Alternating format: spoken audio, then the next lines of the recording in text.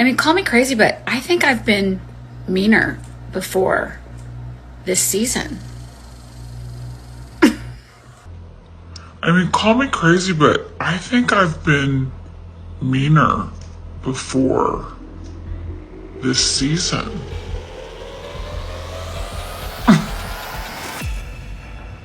All right, guys, so I am really starting to get concerned about the cast of The Real Housewives of Beverly Hills season 12 because things are really starting to become unhinged.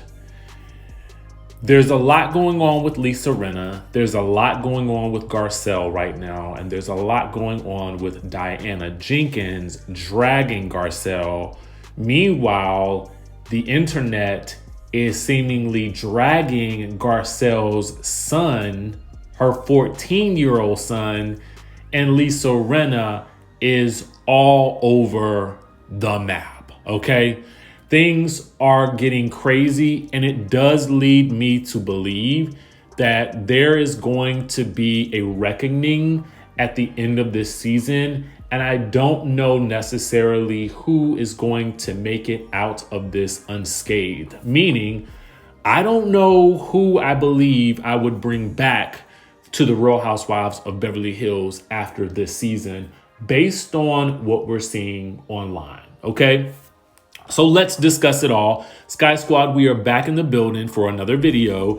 And this time we're gonna be getting a little deep. So I need you guys to grab your teacups, grab your coffee cups, put your thinking caps on, and help me work my way through all of this and understand where we went off the rails, okay? So first things first, we have Lisa Rinna, who is preparing her receipts for the Aspen episodes. I'm assuming she's preparing her receipts for the reunion. And as you can guess, she is revealing that, yes, she's gonna talk about it, okay? So I guess she's preparing for whatever showdown is about to occur, whether or not they show whatever she thinks should be shown or not.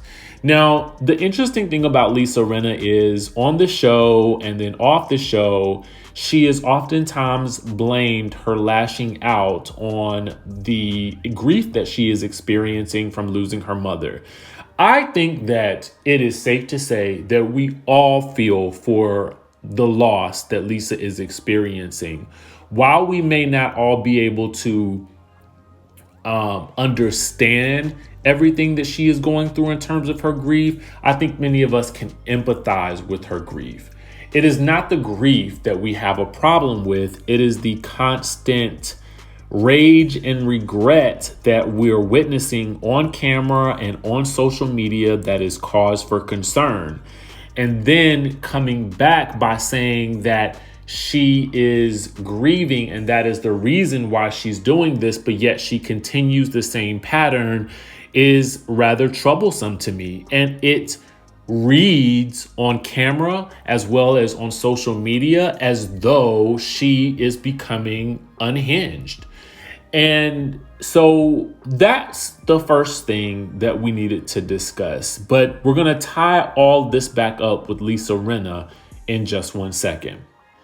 We need to talk about Diana Jenkins because I believe that she is learning to take a page from Lisa Rinna's social media etiquette book. And I believe that she too is going down the same path that Lisa Rinna is going down with regards to social media.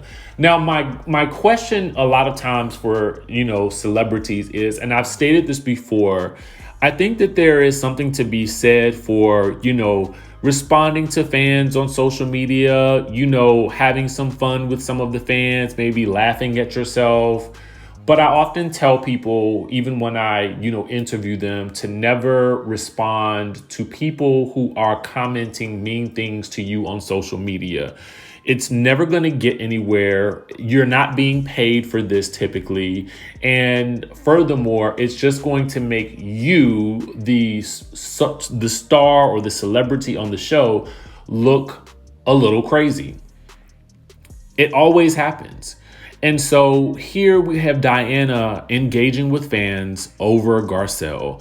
She has posted the full text message that she sent to the ladies where she dragged Garcelle.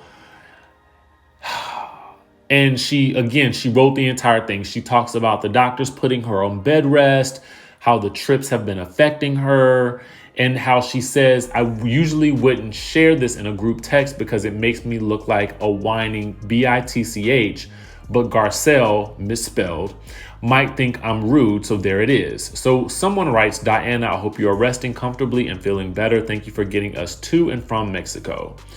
And so in the next slide, someone, I'm assuming, I guess she posted this on Twitter and someone responded with Diana Googling Garcelle, but shows the misspelling of Garcelle's name. So Garcelle responded with an LOL, not the misspelled version. And so honestly, there's some humor in that. I mean, Garcelle is doing nothing wrong in this moment, but laughing at the situation. And so Diana responds by posting, my grammar and spelling might be off for sure, but bottom line is I lost my baby at 18-week pregnancy in very bad way and nearly died in the process, and I am ridiculed for spelling someone's name. Fascinating what the fan favorite can get away with, referring to Garcelle. Go on, trolls, do your worst. Oh wait, you already did that. Now, for Diana to conflate the issues of what tragically happened with her losing her, baby, which we all feel for. I think conflating that with someone making a joke about how she misspelled Garcelle's name after Garcelle in this previous week's episode said that if Diana wanted to get to know her better, she could Google her, which tied this entire thing together. It really has nothing to do with the other. And to me, it's like she's trying to paint this narrative that because Garcelle is a fan favorite, allegedly, according to her with the quotes, that she can get away with anything. When in fact, no one is making fun of her miscarriages. No one is making fun of anything health-wise or with how she is speaking or what, you know what I mean? And so I feel like Diana is going a bit off the rails here. So much so that Garcelle had to respond to this via Twitter, and say, I would never ridicule another woman over a miscarriage. I have had 3 miscarriages. I don't wish that on anyone ever. Everyone needs to calm down. And she tags Diana. Now, I believe in another tweet, Diana said that Garcelle knows that there are more text messages, but I'm not necessarily sure what those text messages are. But if you have so many receipts that you want to produce, my thought is go ahead and produce those receipts since you are releasing text messages and leaking text messages that are, I'm assuming you are thinking that they are making you look better and making Garcelle look worse. I'm not necessarily sure. But at the end of the day, Garcelle has other issues to worry about because people on social media are now coming for her 14-year-old son. Not only are they coming for her 14-year-old son, but they're also saying some pretty vile and disgusting things about her older son and the fact that he had substance abuse issues, and they're bringing this back up, accusing his mom of belittling Diana and her grammar, and saying that their whole family are immigrants, and telling her son Garcelle needs to worry about the reel being canceled and leave Erica alone, and have Garcelle check on her oldest son's sobriety. And they're writing these things in her 14-year-old son's responses, or either DMs or replies to something or whatever like that. So this to me is insane. that people are actually coming for someone's 14-year-old child. These are grown-ups who are typing these messages out. And the messages are so bad, to be honest with you. Because of the YouTube, terms and conditions, I've had to really block out most of the messages, but to see this is just kind of insane to me. And it got so bad that today Garcelle had to post on her Instagram this note. She says, "I'm usually a very strong woman. I've been raised to be strong. My life has taught me to be strong. But when it comes to my kids, it hurts. It's not okay. I've been in tears all night. It's just a TV show, people. Scream at your TV, throw something at your TV, but leave our kids alone." And then in a very interesting plot twist, you see Lisa Rinna chime in defense of Garcelle, when merely a few weeks ago, she was claiming that if anyone argued with Garcelle, then they were considered to be racist on the show. But now, in a plot twist, which I am happy to see her support on, she says, "We are doing a TV show. We try to entertain you. Why can't you treat it like wrestling, for God's sake? Love us, love to hate us, but leave the kids alone. What I was just sent about Garcelle's son is disgusting and unacceptable. What I heard happened to Portia, Kyle Richards' daughter, is disgusting and unacceptable. What you said and done to my own kids, disgusting. The threats to the pretty mess's son, and I'm sure all of the other beautiful children, they didn't sign up for this. What are you doing? The kids, all of our kids should be off limits, so stop it now. Enough is enough." And I honestly, despite her earlier sort of wild antics on social media, I definitely stand firmly behind this message. I mean, it's gotten to a point where the fandom is becoming just a bit toxic. I get it to a certain degree because people have been reacting to the things that happened with, Garcelle's son being told to shut the F up. But, we have to get to a point, guys, where when we talk about these shows and when we are upset about something that happens, we talk about it in the context of what's happening on the show and what's happening on social media.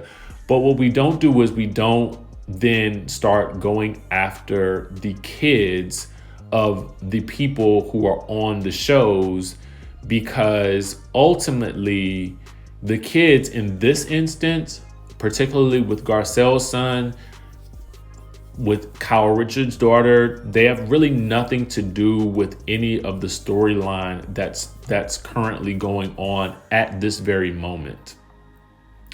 And so I think that Real Housewives of Beverly Hills has a major problem on its hands at the moment. And I don't necessarily know what the network is going to do about it. But my suspicion is that something is going to be done. And my suspicion is that some cuts are going to be made. My other thought is, in general, I personally don't even know that I would want for Garcelle to experience this level of vitriol by doing another season. As much as I love her, I just don't know that it is worth this level of turmoil that is occurring.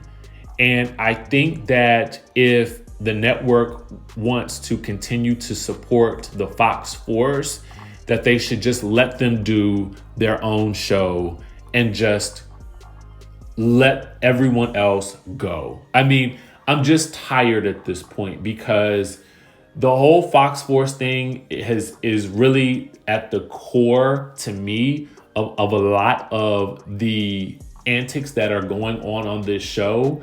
And it's starting to get out of hand. Now, I'm not saying that they're responsible for anything going on with these kids, but there's something that's not working. And there's something that needs to change. Otherwise, my fear is that what happened to Real Housewives of New York is about to happen to the Real Housewives of Beverly Hills next. Let me know what you guys think in the comment section down below. How do you think that this is going to play out? What do you think should be done? Who do you think should come back next season?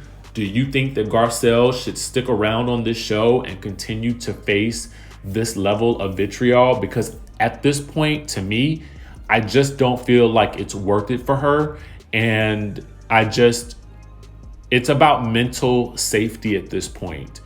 And it doesn't seem like a safe space for many of the ladies on this show. So let me know you guys' thoughts, opinions. I could be wrong, but I'm open to hearing what you guys think. Make sure you guys hit that notification bell button, subscribe to the channel, and I will catch you in the next video.